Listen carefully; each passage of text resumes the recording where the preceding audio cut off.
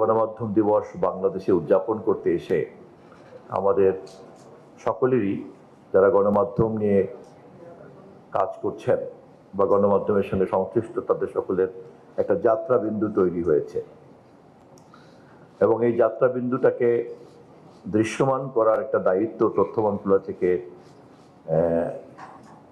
মন্ত্রণালয় নিতে আগ্রহী। কেবলমাত্র ফ্যাসিলিটেট করা, সমস্ত অংশীজনদেরকে সাথে নিয়ে এটাকে অ্যাসেম্বল করার একটা দায়িত্ব বিনয়ের সঙ্গে আমরা নিতে আগ্রহ ব্যক্ত করেছি। এবং আপনারা যারা এর মূল অংশীদার, বিশেষ করে সাংবাদিক, সম্পাদকবৃন্দ, মালিক সাহেবরা, আপনারা সবাই মিলে যদি এ ব্যাপারে একটা সম্মিলিত উদ্যোগ গ্রহণ করেন তাহলে এটা একটা যাত্রাবিন্দু হতে পারে। ডিজিটাল প্ল্যাটফর্মের সমস্যাটা কিছুটা আলাদা, এটা নিশ্চয়ই আপনারা সবাই বোঝেন। এটার উপরে একমাত্র টেক জায়ান্টরা ছাড়া আর কারোই তেমন কিন্তু ওরকম নিয়ন্ত্রণ নাই, অথবা বিটিআরসির মতো প্রতিষ্ঠান।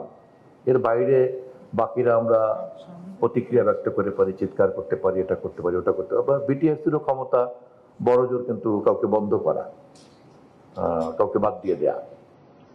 কিন্তু এটাকে একটা সমাধানমূলক, একটা গঠনমূলক জায়গাতে নিয়ে এসে নেয়া, সেটা কিন্তু চূড়ান্ত অর্থে কিন্তু আসলে টেক জায়ান্টের উপরে নির্ভর করে।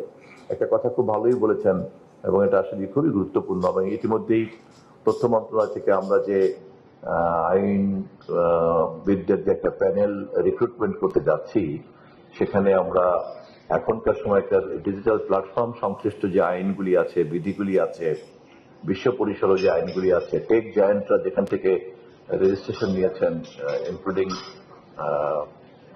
ওয়াল স্ট্রিট থেকে শুরু করে অন্যান্য যেখান থেকে নিয়েছেন, সবগুলিকে মিলিয়ে এটাকেও কেমন করে আমাদের সঙ্গে কাজ করার একটা বাধ্যবাধকতার মধ্যে আনা যায়।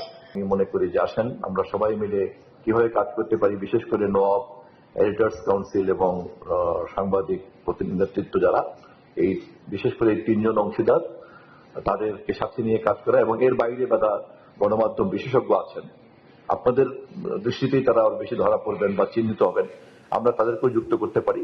এবং পুরো ব্যাপারটাতে তথ্য মন্ত্রণালয়ে আমরা ফ্যাসিলিটেট করতে রাজি আছি এবং আপনাদেরকে সব ধরনের সহযোগিতা দিতে রাজি আছি।